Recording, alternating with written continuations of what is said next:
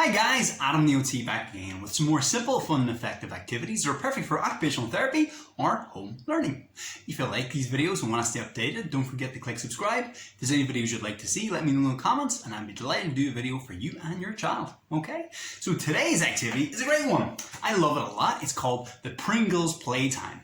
Pringles Playtime I think will be a nice one because the videos I get the best response from, certainly the ones that get shared the most and I get the most comments back from parents and therapists, are those that are effective, fun, and also use very simple household materials. So I use an empty Pringles tube, which is a regular Pringles tube with no Pringles in it.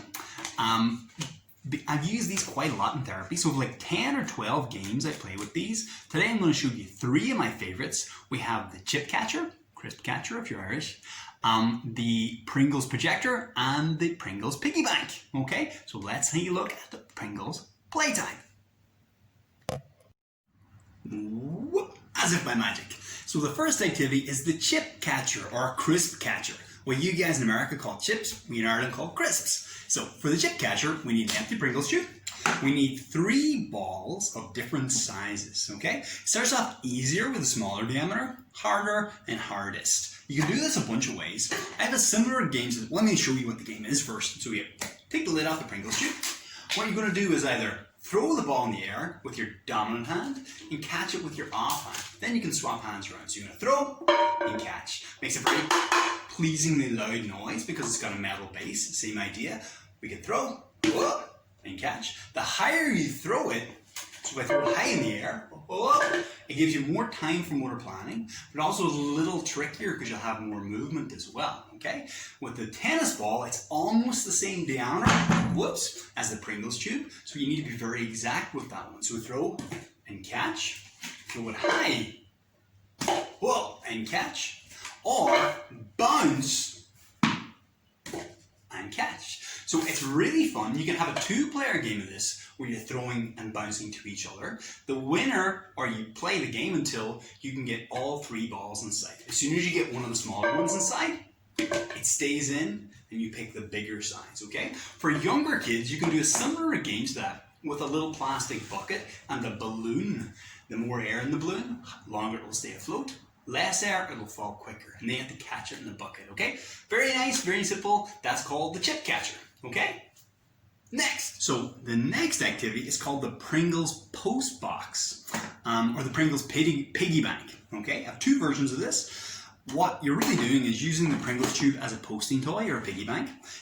I've done this with like sunflower seeds and work well. Buttons are great, coins are great as well. It works well because as you post them, it makes a very loud, very pleasingly obvious bang again because of the metal on bottom. Take the lid of the Pringles tub and a sharp knife, okay?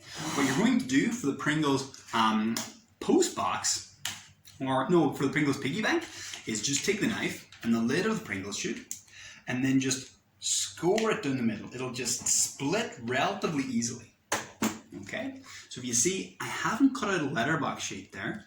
I've just split it where there's no gap between the 2, okay? That's trickier.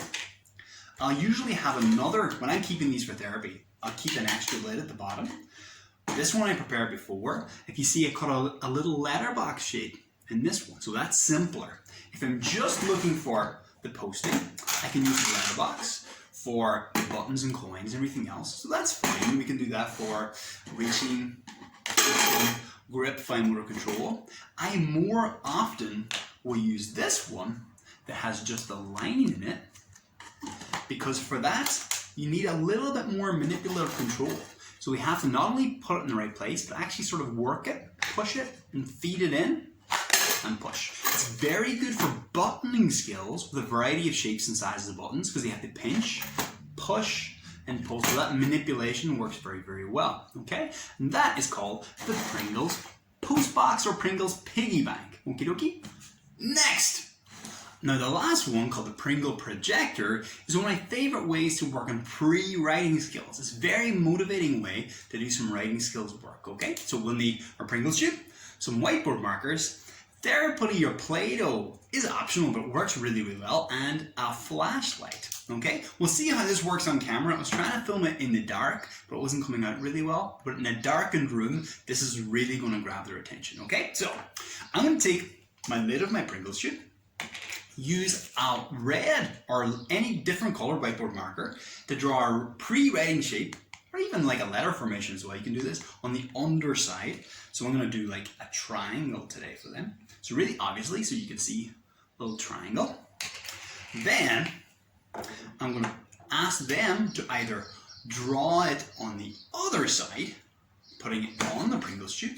They're going to hold the Pringles Tube so you can really see it clearly. I'll usually put it between their knees. They're going to draw the same shape over the top, so we've got the tracing.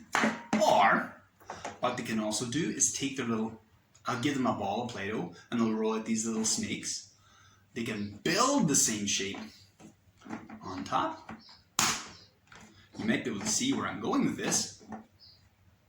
Okay, so they'll build the same shape on top. Lovely, so you can see I've made a little Play-Doh triangle.